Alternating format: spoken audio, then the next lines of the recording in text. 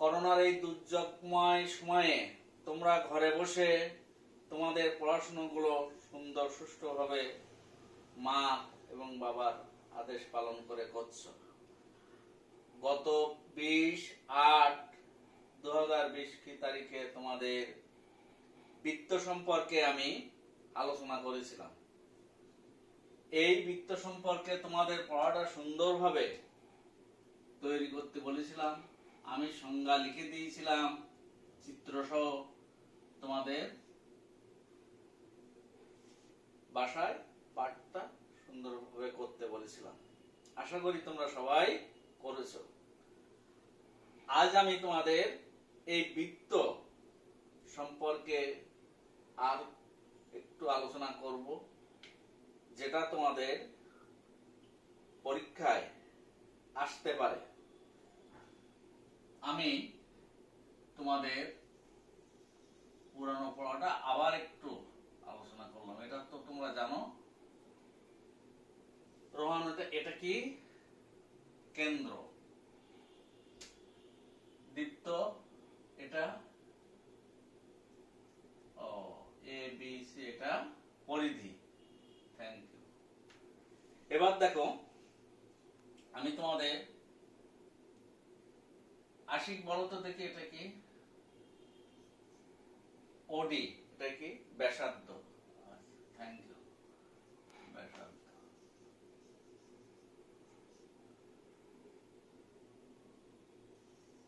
তুহিন, তুমি বলো এটা কি?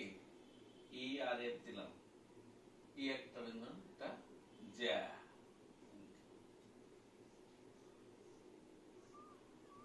তোমরা তো ভালোই পড়েছো দেখছি।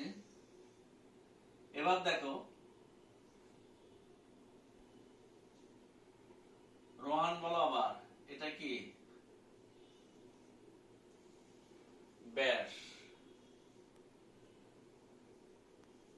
আচ্ছা, এইটাকে যদি আমি জ্যা বলি তাহলে কি ভুল হবে? সাবিল, আমি এটাকে যদি জ্যা বলি তাহলে ভুল হবে? ভুল হবে বলছো। অনেক বলো তো দেখি, এটা যদি আমি জ্যা বলি তা কি ভুল হবে? না। কেন না? যে জ্যায়ের সংজ্ঞাটা কি ছিল? পরিধির উপর যে কোনো দুটো বিন্দুর সংযোজক রেখাকে জ্যা বলে, বা পরিধির উপর যে কোনো দুটো বিন্দু যোগ করলে যে রেখাটা হবে ওই রেখাটাকে কি বলা হবে? জ্যা। এখন দেখো, আমি এখানে এ একটা বিন্দু নিয়েছি, বি একটা বিন্দু নিয়েছি। এই তাহলে এই দুটো বিন্দু যদি আমি যোগ করি এ বি রেখা পাবো। কিন্তু এটা এই এ বি রেখাটা গেছে কোথা থেকে? কেন্দ্র দিয়ে। এই কেন্দ্র দিয়ে গেলে এটার নাম হয় আবার ব্যাস, আবার বলা যায় জ্যা। এখানে যেমন দেখো, ডি ই একটা ব্যাস, জ্যা। এখানে আমি যদি বলি জি এইচ, এটাও একটা জ্যা। আবার দেখো, এই পি একটা বিন্দু নিলাম, এখানে কিউ একটা বিন্দু নিলাম, পি কিউ, এটাও একটা জ্যা। পরিধির উপর যে কোনো দুটো বিন্দু। তাহলে এর মধ্যে দেখো তিনি এ বি, এটা দৈর্ঘ্যটা বড় হবে না ডি দৈর্ঘ্য বড়? এ বি বড়। কাছে ডিই এসছে। আবার এ বিটা দেখো জিএইচ এর চেয়ে বড়। আমাদের ডি এটা একটা জ্যা, জিএইচ এটাও একটা জ্যা, আবার এবি একটা জ্যা। এবিটা সবচেয়ে বড় নাকি? তাহলে আমরা বলতে পারি ব্যাস এটাও একটা জ্যা, কিন্তু সবচেয়ে বৃত্তের বড় জ্যা। তাহলে ব্যাস এই বৃত্তের বৃহত্তম জ্যা। এরকম একটা তোমরা উপরে ক্লাসে গিয়ে পড়বা, তখন তোমাদের প্রমাণই করতে হবে ব্যাস এই বৃত্তের বৃহত্তম যা, ব্যাস এই বৃত্তের বৃহত্তম যা। এটা তোমাদের উপরে ক্লাসে প্রমাণ করতে হবে। আমি একটু তোমাদের এখন দেখাই দিলাম, দেখো বাস্তবটা যে এবিটা এই জায়গাগুলো হচ্ছে সবচেয়ে বড়। তো এবার দেখো, তাহলে আমরা মনে করো তোমাদের দেয়া আছে, প্রশ্ন দেয়া আছে একটি বৃত্ত যার ব্যাসার্ধ 4.5 সেন্টিমিটার। ক, বৃত্তটি অঙ্কন করো। খ, বৃত্তটির 4টি বৈশিষ্ট্য লিখো। প্রশ্নটা দেখো, আবার আমি বলছি, দেখো তোমরা লিখে নাও। একটি বৃত্ত যার ব্যাসার্ধ 4.5 সেন্টিমিটার, বৃত্তটি অঙ্কন করো। ক, খ, বৃত্তটির 4টি বৈশিষ্ট্য লিখো। এবার দেখো কিভাবে অঙ্কন করতে হবে তোমাদের। তোমরা প্রথমে স্কেল নিবা, স্কেলের সাহায্যে এখানে দেখো এই স্কেল, এরপরে তুমি কাটা কম্পাস নাও। স্কেলের সাহায্যে তোমরা 4.5, তার মানে 4.5 মানে কত? তুমি এক ঘরের অর্ধেক দেখো ছোট দাগ দেয়া আছে, তোমরা স্কেল বের করছো? Thank you. আচ্ছা, তাহলে তোমরা এই 4 দেখো, 4-এর পরে ওখানে মাঝখানে একটা বড় দাগ আছে, ওইটা হচ্ছে 4.5। তাহলে তোমরা 4.5 স্কেলের সাহায্যে একটা রেখা নিলে, এই রেখাটার নাম দিলে এবি। এটা কত? 4.5 সেন্টিমিটার। এবার দেখো পেন্সিল কম্পাস নিয়ে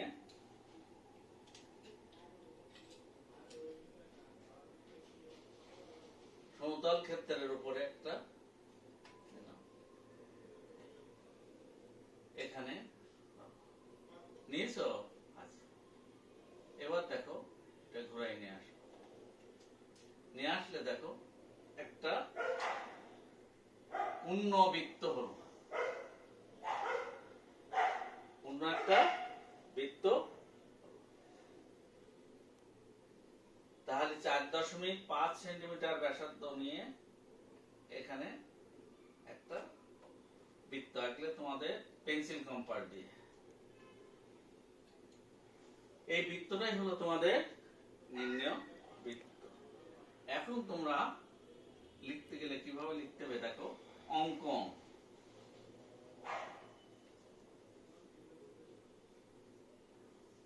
স্কেলের সাহায্যে 4.5 সেন্টিমিটার দৈর্ঘ্যের একটি রেখাংশ এ লই। এখন পেন্সিল কম্পাসের যে প্রান্তে পেন্সিল নেই, যে প্রান্তে পেন্সিল নেই ওই প্রান্তটি স্থির রেখে প্রান্তে প্রান্তে এটা হবে অপর প্রান্তে এ এর সমান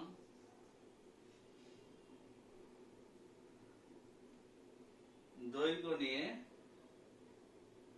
এর সমান দৈর্ঘ্য নিয়ে সম্পূর্ণ একবার ঘোরালে একটি বৃত্ত অঙ্কিত হবে। ঘোরালে নির্ণেয় বৃত্তটি অঙ্কিত হবে। স্কেলের সাহায্যে 4.5 সেন্টিমিটার দৈর্ঘ্যের একটি রেখাংশ এ লই। এখন পেন্সিল কম্পাসের যে প্রান্তে পেন্সিল নেই ওই প্রান্তটি স্থির রেখে অপর প্রান্তে এর সমান দৈর্ঘ্য নিয়ে সম্পূর্ণ একবার ঘোরালে নির্ণয় বৃত্তটি অঙ্কিত হবে। লেখা হয়েছে তোমাদের? আচ্ছা, তাড়াতাড়ি লিখে নাও। ধন্যবাদ।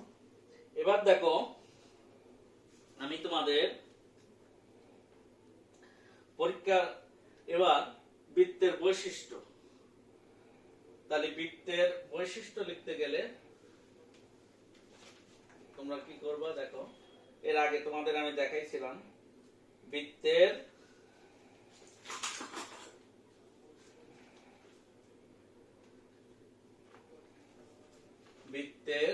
বৈশিষ্ট্য।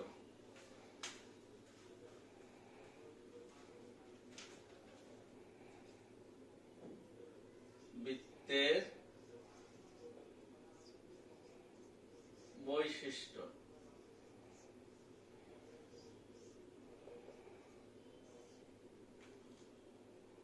ক, বৃত্তের ব্যাসার্ধ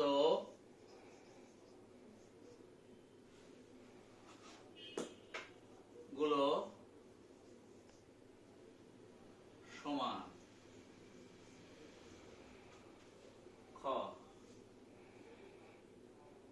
বৃত্তের ব্যাসই বৃহত্তম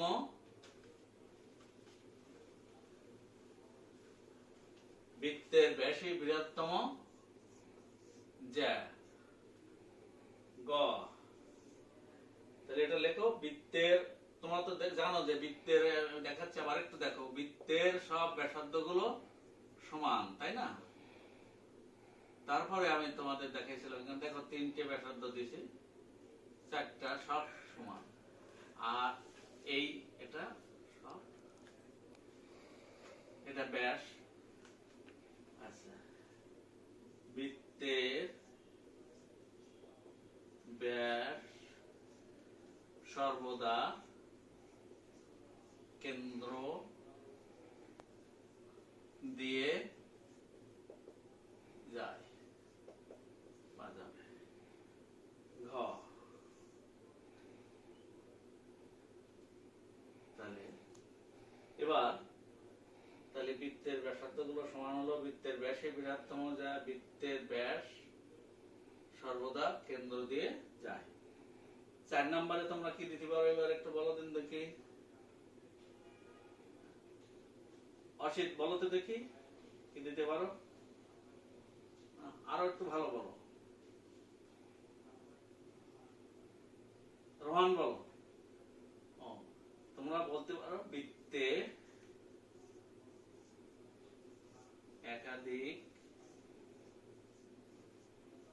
যা থাকতে পারে এবং সেগুলো পরস্পর অসমান।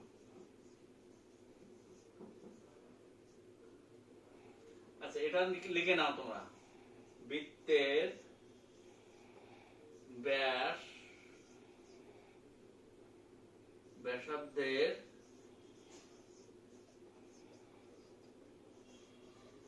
দ্বিগুণ। বৃত্তের ব্যাস ব্যাসার্ধের দ্বিগুণ।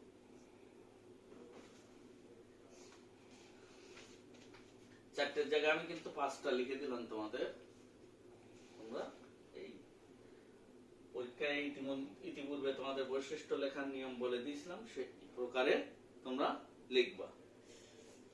এবার দেখো, যদি তোমাদের একটা প্রশ্ন থাকে, ভালো করে এই প্রশ্নটা একটু লিখে নাও। একটি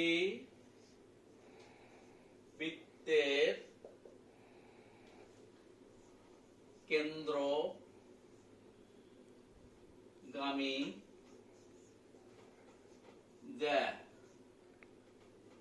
বা বৃহত্তম জ্যা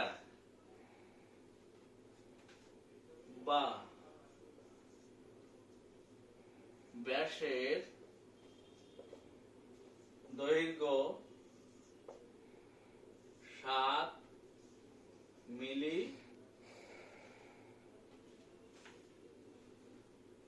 7 মিলিমিটার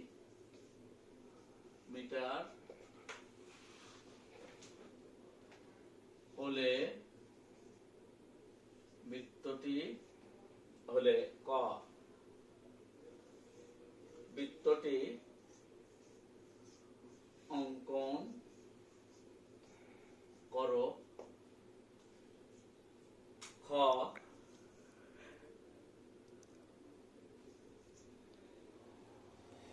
বৃত্তটির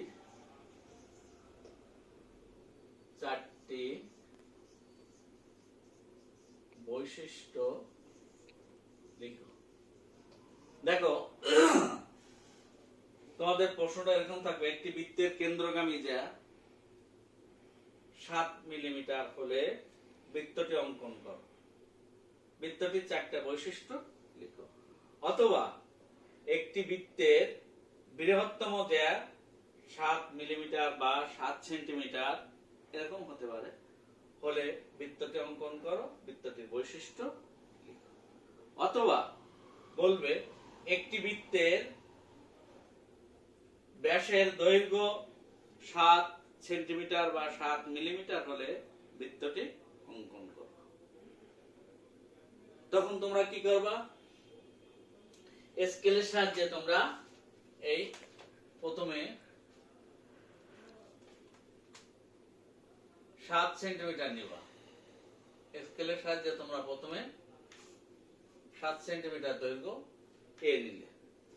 এবার এই 7 সেন্টিমিটার এর অর্ধেক কত হবে বলতো দেখি?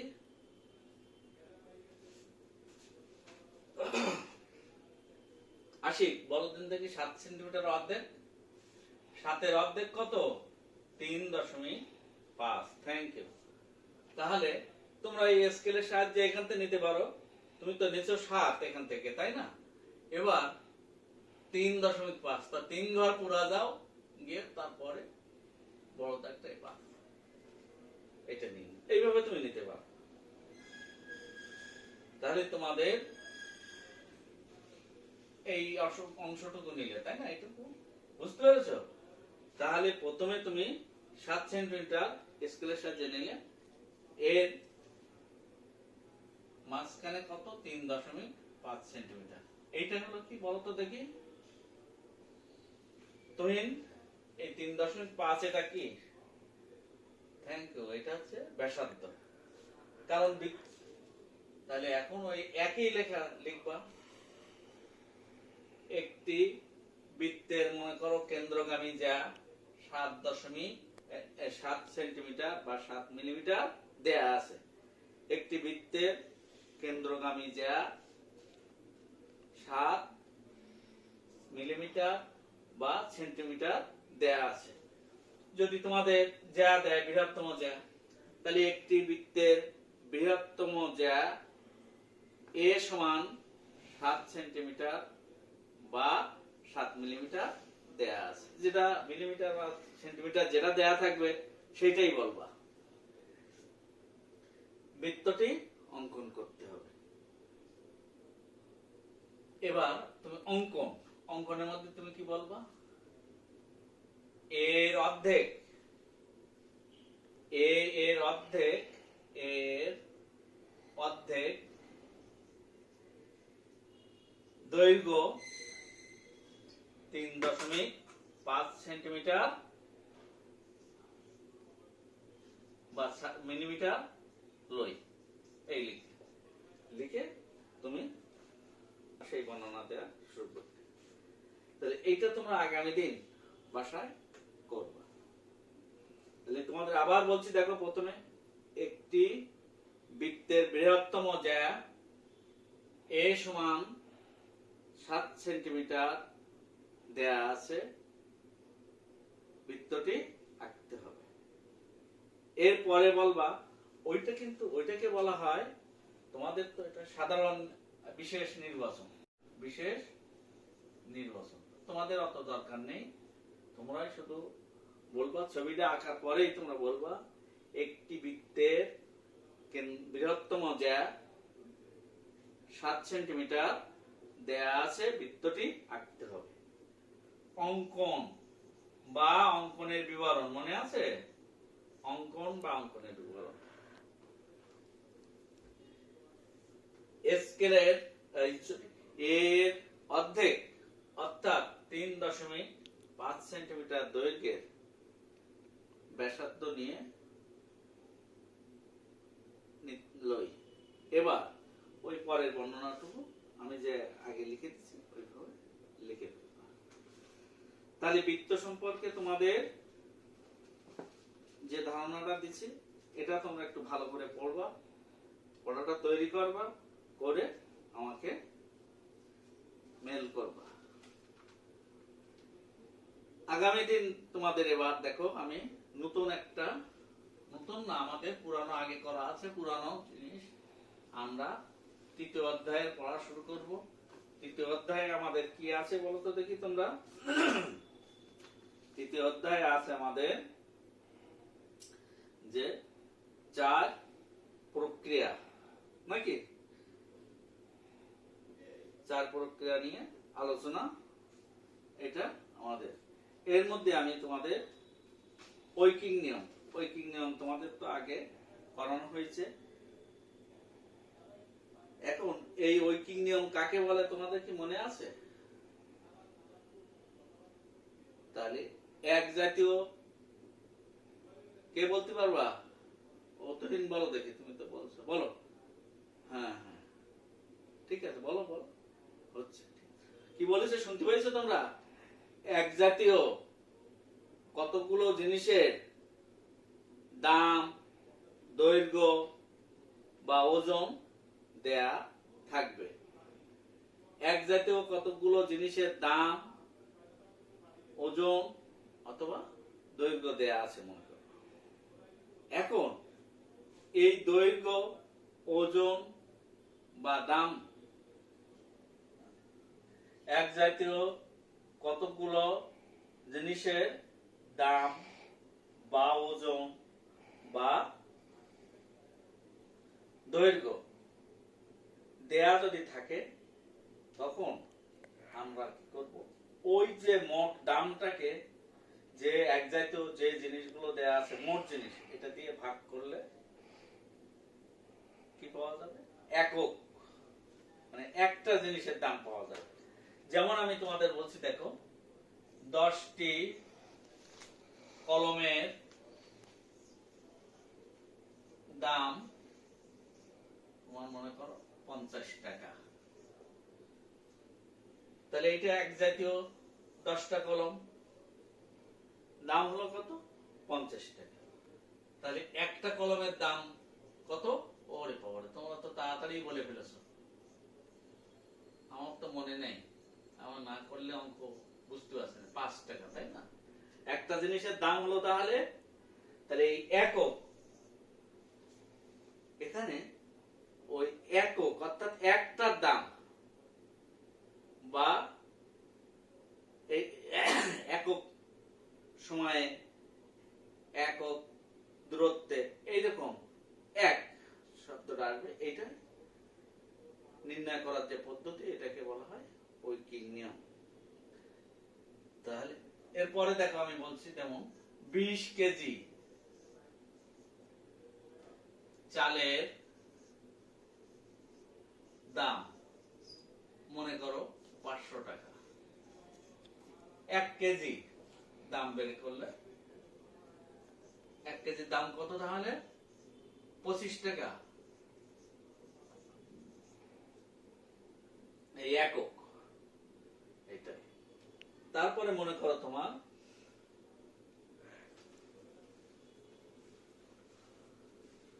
তুমি 500 টাকা দিয়ে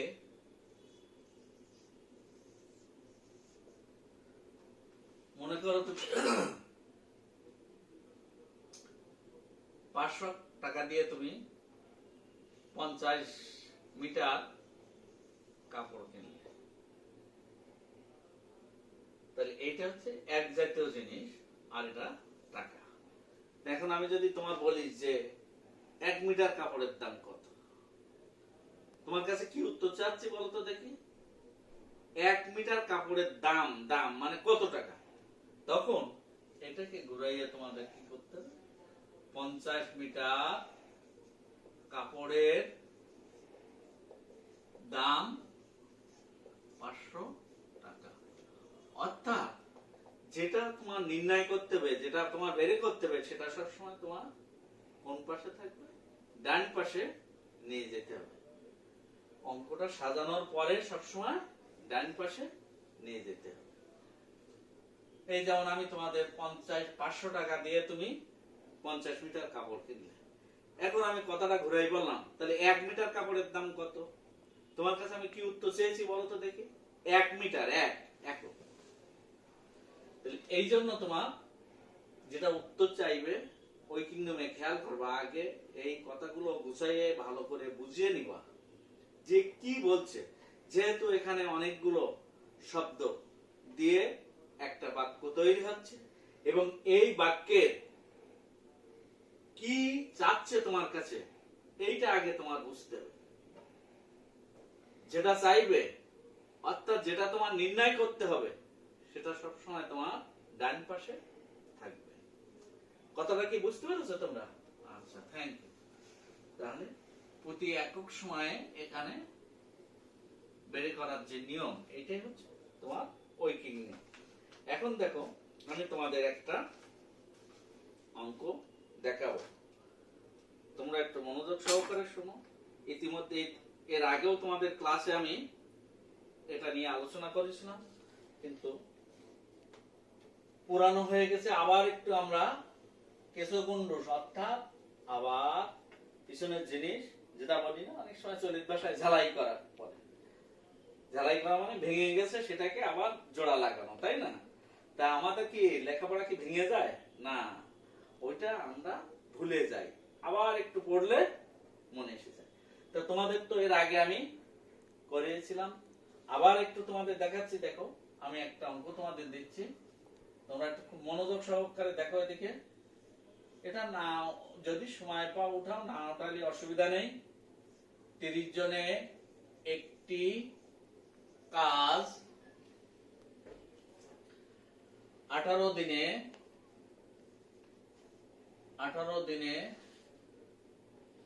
শেষ করতে পারে।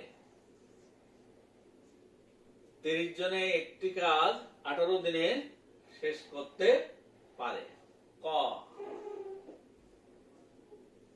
একজনে কাজটি কতদিনে শেষ করতে পারবে?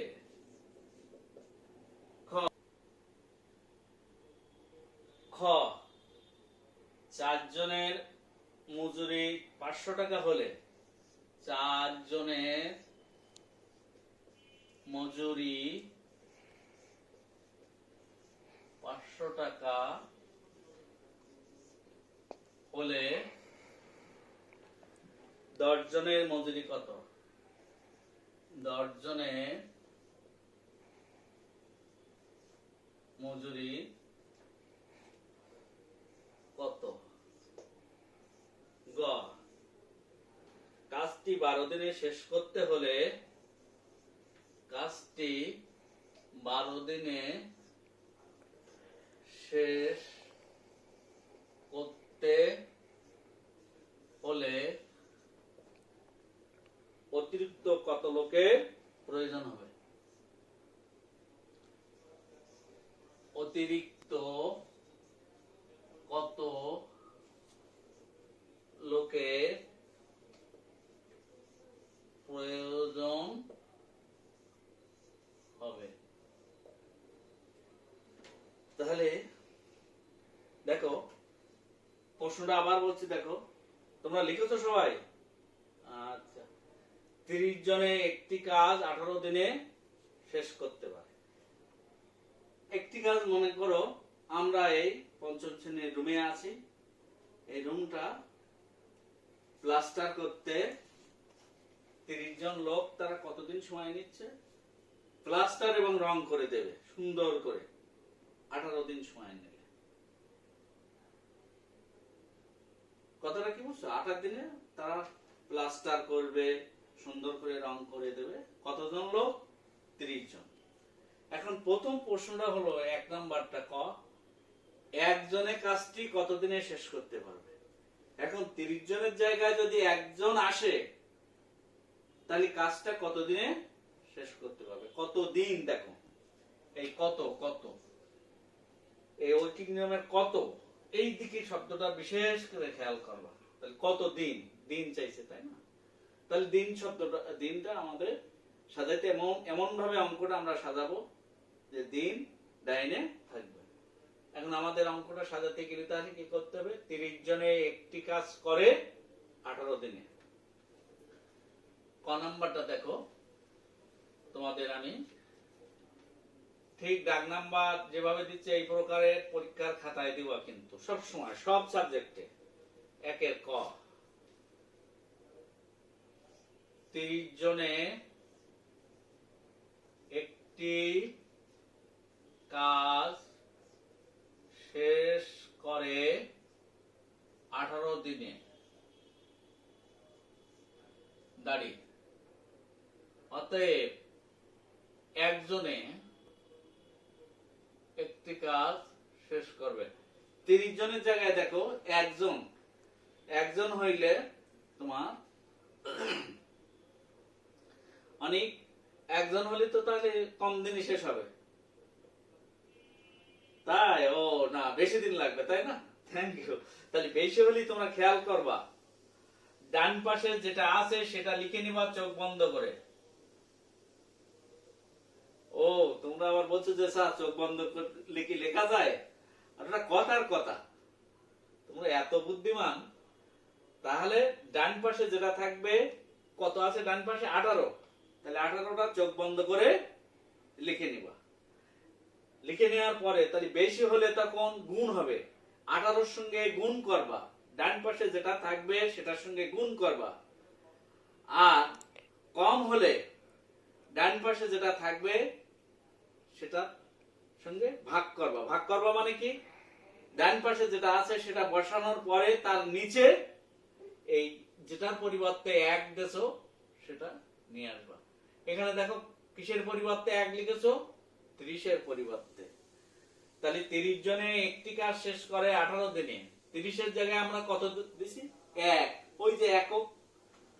আর আমাদের ক নাম্বারে উত্তর চেয়েছে যে একজনে কাজটি কতদিনে শেষ করতে পারবে। তোমাদের তো প্রশ্ন লিখেছো তোমরা। তাহলে বেশি হলে কি হবে? গুণ। এই 18 গুণ 30, এই চেন চিহ্ন দিলাম। এবার গুণ করো, 3 18 কত? 54। তাহলে 540 দিন। একজন যদি করে তাহলে 540 দিন সময় লাগবে। তোমাদের এই ক্লাস 5 এর রুমটা সে আগে প্লাস্টার করবে, তারপরে রং করবে, করতে তার সময় লাগবে কতদিন? 540 দিন। বুঝতে অসুবিধা আছে? এবার দেখো খ নাম্বারে কি প্রশ্ন চাইছে? 4 জনের মজুরি কত টাকা? এখন কাজ করালে তুমি টাকা দেবা না? টাকা দাও তো? আমরা সবাই কম বেশি দিতে হয় তাই না? তাহলে 4 জনের মজুরি আমাদের দিতে হচ্ছে কত টাকা? 500 টাকা। তাহলে 10 জনের মজুরি কত? এটা আমাদের 2 নম্বরের প্রশ্ন। এবার 1 খ দেবা, দিয়ে দাগ দেবা। তাহলে 4 জনের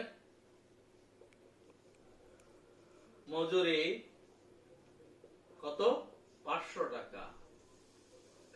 দেখো তোমার কাছে এখানে খ নাম্বারে উত্তর চেয়েছে 10 জনের মজুরি কত? মজুরি কত? কত টাকা? এই টাকাটা আমরা ডান পাশে দিলাম। চারজনের মজুরি 500 টাকা। এই সবসময় এক ঐকিক নিয়মের বৈশিষ্ট্য হলো তোমার এক, এইটা কিন্তু অবশ্যই দেবা। তোমাদের বইয়ে উদাহরণে যেভাবেই থাক না কেন, আমি তোমাদের এর আগে যখন ক্লাস নিয়েছিলাম তখনও বলেছিলাম ওই দিকে তাকাবো না, আমি যেভাবে লিখি সেইভাবে তোমরা করবা। চারজনের মজুরি, তাহলে চারজনের মজুরি তোমার 500 টাকা। একজনের মজুরি কম হবে না বেশি হবে? কম হবে। তাহলে কম হলে কি হবে? ডান পাশে যে অঙ্কটা আছে আমি বলেছি কি চোখ বন্ধ করে লিখবা। তাহলে কত আছে? 500। এবার কি আসবে? কম হলে বলেছি ভাগ হবে। ভাগ হলে কোথায় আসবে? ডান পাশে যে অঙ্কটা লিখেছো তার নিচে চলে আসবে। তাহলে একের পরিবর্তে 4-এর পরিবর্তে কত লিখেছিলাম আমরা? 1। ওই 4টা এখানে চলে আসবে। আগে ছিল, প্রথমটাই ছিল দেখো 30 ছিল, 30-এর পরিবর্তে 1 দিয়েছিলাম, তাহলে 30টা গুণ দিয়েছিলাম, মনে আছে তো? তাহলে চারজনের মজুরি 500 টাকা, একজনের মজুরি কম। কম হলে কি হবে? ডান পাশে যেটা আছে চোখ বন্ধ করে লিখে তার নিচে বসাবো। 10 জনের মজুরি, 10 জনের মজুরি তাহলে কত হবে? নিয়মের বিশেষ বৈশিষ্ট্য হলো দেখো এখানে কটা লাইন? 1টা 2টো 3টা। উপরের লাইনটা সবসময় চেপে রাখতে হবে। একজনের মজুরি এটা হলো। এবার একজনের জায়গায় দেখো উপরের লাইন চেপে রাখিস না, দেখতে পাচ্ছ তোমরা? তাহলে ঐকিক নিয়মের বৈশিষ্ট্য হলো দেখো 3 লাইন হয়ে গেছে এখন। তাহলে সবার উপরের লাইনটা চেপে রাখতে হবে, সবসময় 2টো লাইন রাখতে হবে। তাহলে একজনের মজুরি তোমার এত টাকা হয়েছে। একজনের জায়গায় কতজন দেছো? 10 জন। একজনের জায়গায় কতজন? 10 জন। তাহলে 10 জনের মজুরি হবে বেশি। বেশি হলে কি হবে? ডান পাশে যেটা আছে তোমার বলা ছিল না, ডান পাশে যেটা আছে সেটা চোখ বন্ধ করে লিখে নিবা। বেশি হলে কি হবে? গুণ হবে। তাহলে উপরেরটার সঙ্গে গুণ দিয়ে দাও, 10 হয়েছে। এবার দেখো তাহলে 4 জনের মজুরি এত টাকা, একজনের মজুরি কম, আর 10 জনের মজুরি কত হলো? বেশি হলো। এবার দেখো তোমরা কাটাকাটি করো। এখানে 2 দিয়ে ভাগ দাও, 2 দুগুণে 4। এখানে 2 দিয়ে ভাগ দাও, 5 দুগুণে 10। এখন ছোট করে কাটবা। এই দেখো আমি দাগ দিয়েছি। এই 2 দিয়ে 500 কে তাহলে 25, এই শূন্য, 25 দুগুণে 50, আর শূন্যটা দিলে তাহলে উপরে তোমার কত কত থাকলো দেখো তো দেখি? 250 গুণ 5। ঠিক আছে, এটা যদি তোমরা ফার্স্ট ব্র্যাকেটের মধ্যে রাখো তাহলে খুব ভালো হয়। শূন্যটা নেই, তাহলে 25 এর সঙ্গে 5 গুণ করলে 5 25 125, আর এই শূন্যটা বসাই দিলাম। 1250 টাকা। তাহলে 10 জনের মজুরি কত টাকা হবে? 1250 টাকা। বুঝতে পেরেছো? খ নাম্বারের উত্তর তোমাদের হয়ে গেল। তোমরা এই নিচে একটু লিখলে খুব ভালো হয়। ইতিপূর্বে তোমাদের দেখানো ছিল নির্ণয় উত্তর কোলন 1250 টাকা। আচ্ছা, আমি তো এটা কোলন বললাম তাই না? আর এখানে এটা দাগ দিলে কি হয় বলো? Colon dash. Thank you. তাহলে নির্ণয় উত্তর 1250 টাকা। এরপরে তোমাদের গ নাম্বার, কাজটি যদি 12 দিনে শেষ করতে হয়, এখানে দেখো শেষ করার জন্য কতদিন দিয়েছিল? 18 দিন। 18 দিনের জায়গায় যদি সময় কম দেয়, অর্থাৎ 12 দিনে তোমার কাজটা শেষ করতে হবে, তখন তুমি কি করবা? দেখো 1-এর গ, কাজটা কত দিনে শেষ করতে বলছে? 12 দিনে। 12 দিনে শেষ করতে হলে অতিরিক্ত কত লোকের প্রয়োজন হবে? দেখো অঙ্কটা পড়ো, গ নাম্বার অঙ্কটা। কাজটি 12 দিনে শেষ করতে হলে অতিরিক্ত কত লোক? কত লোক? এবার দেখো জন চাচ্ছে, তাহলে আমাদের এই সেন্টেন্সটা অর্থাৎ এই বাক্যটা ঘুরাইয়ে জনটা কোন পাশে যাবে বলো তো দেখি বার? আমি তোমাদের বলেছিলাম যে কত কথার দিকে তাকাবা, তাহলে ডান পাশে যাবে, তাই না? তাহলে কথাটা ঘুরাই বললে তাহলে এখন কি বলা যাবে বলো? এখন কি বলা যাবে? 18 দিনে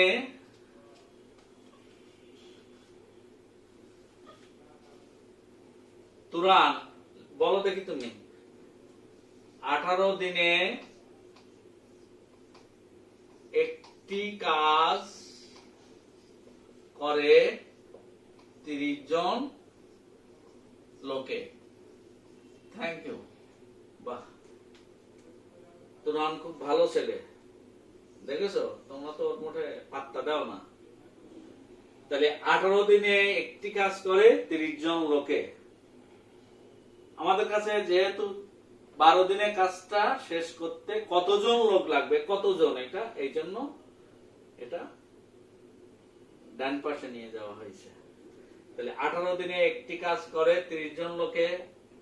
একদিনে একটি কাজ করবে, ওই কাজটা করতে কম লোক লাগবে না বেশি দিন লাগবে? 18 দিন ধরে কাজটা করলে 30 জন লোক করতে পারবে। কিন্তু 18 দিনের জায়গায় তুমি একদিন সময় দিচ্ছ, তাহলে তোমার লোক কম হলে হবে না, তাহলে কি হবে? লোক বেশি লাগবে। তাহলে বেশি হলে আমি তোমাদের কি বলেছিলাম? ইউনুস বলো, বেশি হলে কি হবে? ডান পাশে যেটা আছে সেটা চোখ বন্ধ করে লিখে নেব, তাই তো?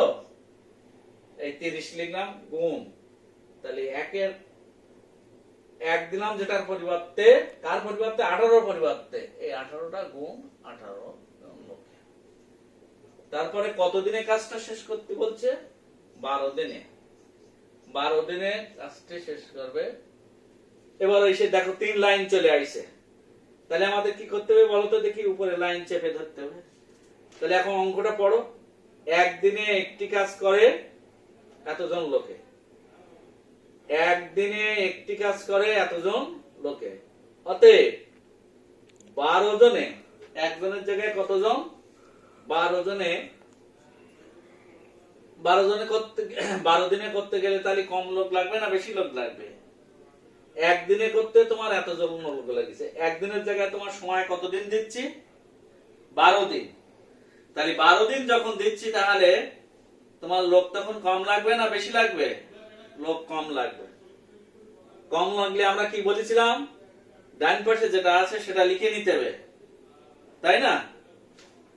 এটা লিখে নিলাম, গুণ 18, আর এই দেখো কত দিচ্ছি? 12। এই 12টা এখানে চলে আসবে। একের পরিবর্তে যেটা দিচ্ছি দেখো 12, তাহলে নিচে চলে আসলো। এবার তুমি কাটাকাটি করো, 6 দিয়ে কাটো। 6 দুগুণে 12, 3 6 18, সুন্দর করে ছোট করে 2 দিয়ে ভাগ দাও, 15 দুগুণে 30। তাহলে কতজন লোক? 15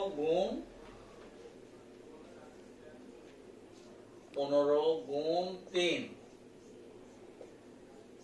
45 জন লোক। ঠিক আছে? কিন্তু তোমার কাজে দেখো প্রথমে লোক ছিল কতজন? 30 জন। তাহলে অতএব অতিরিক্ত লোকের প্রয়োজন। কি করব? 45 বিয়োগ 30। এটা এক লাইনে লিখলে না, ফার্স্ট ব্র্যাকেট দিতে বলছিলাম না? বা এই বা দিয়ে কিন্তু কমা দিবা না কখনো। এক লাইনে বা 15 জন। ঠিক আছে? অতএব নির্ণেয় উত্তর 15 জন। ক্লিয়ার হতে পেরেছো? আচ্ছা, তাহলে অঙ্কটা উঠাই নাও। আমি তোমাদের আগামী দিনের জন্য কাজ দেব, বাসার কাজ। তাহলে বাসার কাজ একটা বৃত্তের বৃহত্তম যা দিয়েছিলাম 7 সেন্টিমিটার, তাই না? বৃত্তটা আঁকতে হবে। এবার দেখো তোমরা বাসার কাজটা নাও। বাসার কাজ তোমাদের একটা অঙ্ক দেই, তোমরা করার চেষ্টা করো। তোমরা বলা ছিল কি তোমাদের, বলো তো দেখি? তোমরা নিজেরা দেখবা, প্রথমে খুব চিন্তা করবা, না পারলে তোমার মা, তারপরে না পারলে কি হবে? তোমার আব্বা। তারপরে না পারলে তোমার বন্ধুদের সাহায্য নিবা, তারপরে না পারলে কার সাহায্য? KRM এর, তাই না? কোন হেল্পারের সাহায্য নিবা না। আর কোন হেল্পার, কোন ছাত্রাবাসে 500 জন ছাত্রের 50 দিনের খাবার আছে, 50 দিনের খাবার আছে। কোন ছাত্রাবাসে 500 জন ছাত্রের 50 দিনের খাবার আছে। ক 300 জন ছাত্র আসলে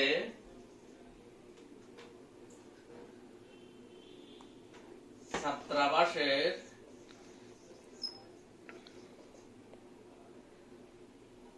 মোট ছাত্র সংখ্যা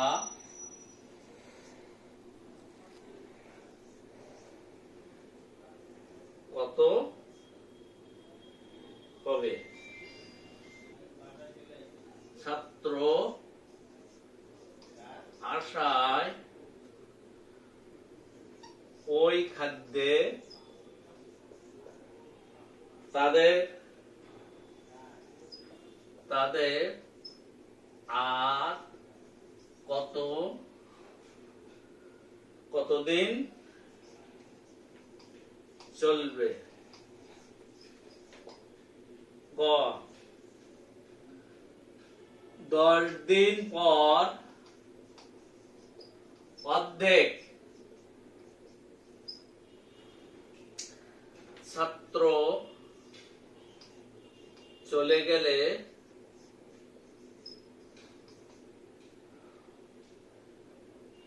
ওই খাদ্যে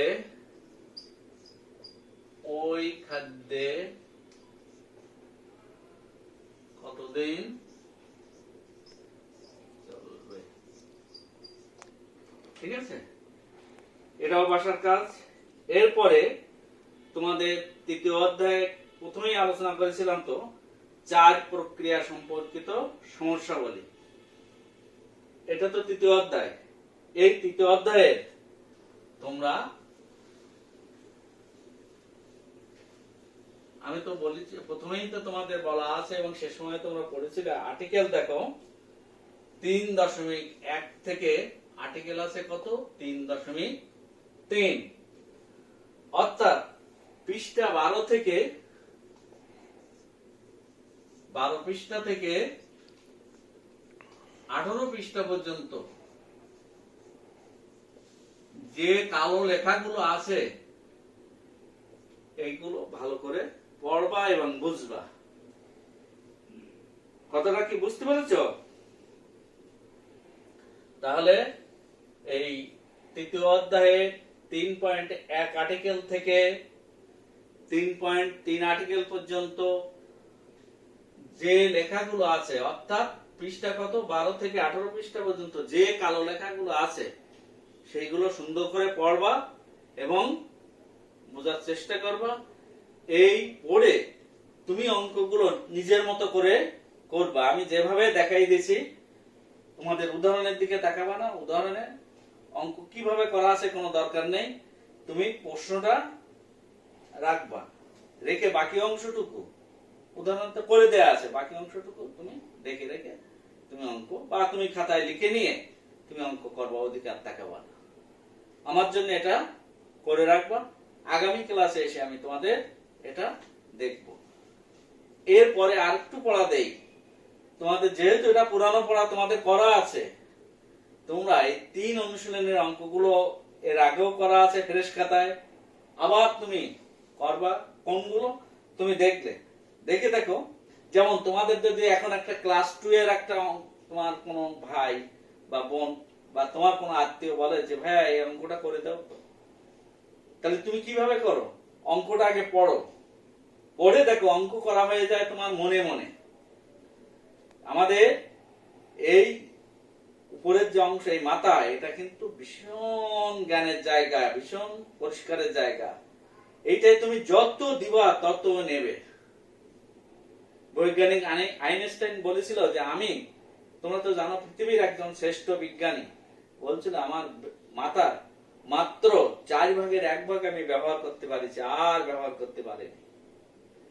তাহলে তোমরা দেখো এই জায়গাটা দিয়ে তোমার চিন্তা করছো যে অঙ্কটা সঙ্গে সঙ্গে করে দিচ্ছ, তা মুখে মুখে তোমার হয়ে যাচ্ছে।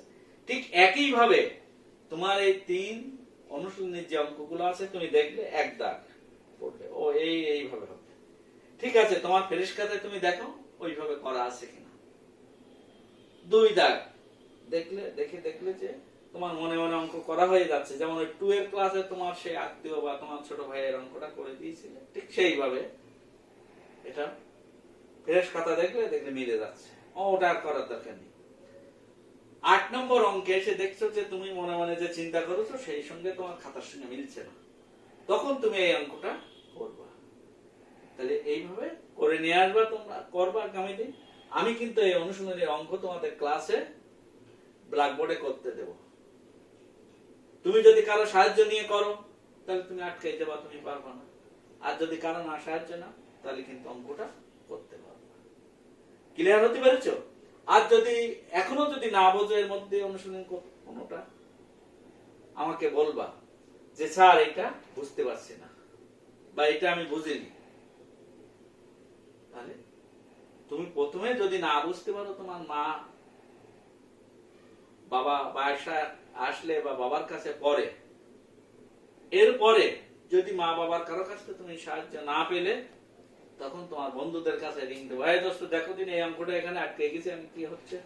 সে যদি বলে ভালো, তোমাদের ভালো ছাত্রদের, অর্থাৎ ভালো তোমরা সবাই, কিন্তু এর মধ্যে যারা নিয়মিত পড়াশোনা করে, নিয়মিত করে, তোমাদের ওই 5 জনের মোবাইল নাম্বার লিখে দিয়েছিলাম, মনে আছে? আচ্ছা, এই মোবাইলে তাদের কাছে বলবা, বলে দোস্ত এটা আটকে গেছে এখানে, একটু বলতো দেখে, ওর কাছ থেকে শুনে। তারপরে যদি কোনো সাহায্য না পাও, তখন আমার জন্য রেখে দিব, কেআরএম এর জন্য রেখে দিব। তা ধন্যবাদ, তোমরা সবাই ভালো থাকো, সুস্থ থাকো। বাইরে গেলে খুব সাবধানে চলাচল করবা, সবসময় নিরাপদ দূরত্ব, স্বাস্থ্যবিধি মেনে চলবা, মাস্ক পরবা, স্যানিটাইজার করবা। ধন্যবাদ।